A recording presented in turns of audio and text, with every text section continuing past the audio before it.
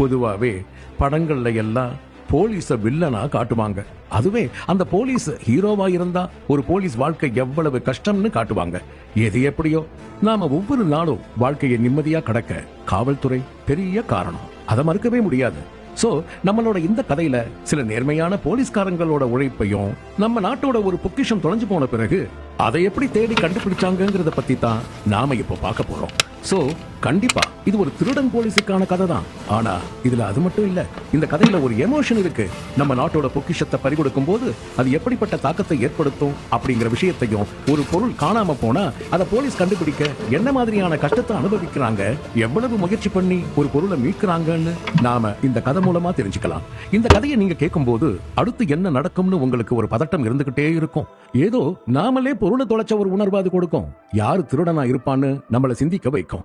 ஆனா இதுக்கெல்லாம் பதில் எங்க கிடைக்கும் அப்படிங்கிறது தான் கேள்வி. நம்ம என்னதான் முயற்சி பண்ணாலும் சில நேரத்துல நம்ம முயற்சிக்கு பலன் இருக்காது. அதே மாதிரிதான் இங்கேயும் என்னதான் போலீஸ் அவ்வளவு முயற்சி பண்ணாலும் அவங்களுக்கு வெற்றி கடினமா இருந்துச்சு. ஆனா விதிய மதியால வெல்லலாம் அப்படின்னு ஒரு வாக்கு இருக்கு. சோ ஹைதராபாத் நிஜாம் மியூசியம்ல காணாம போன பொருட்களை ஹைதராபாத் போலீஸ் எப்படி தேடினாங்க, அதை கண்டுபிடிச்சாங்களா, அந்த பொருட்கள் என்ன ஆச்சு, அதுக்கு பின்னாடி இருக்கிற வரலாறு என்ன, இது எல்லாத்தையும் சொல்ல போற கதை தான் தி ஹைதராபாத் ஹீஸ்ட். 2018 நடந்த உண்மை கதையை அடிப்படையா வச்சுதான் ஷர்மிஷ்தா ஷனாய் இந்த கதையை எழுதியிருக்காங்க.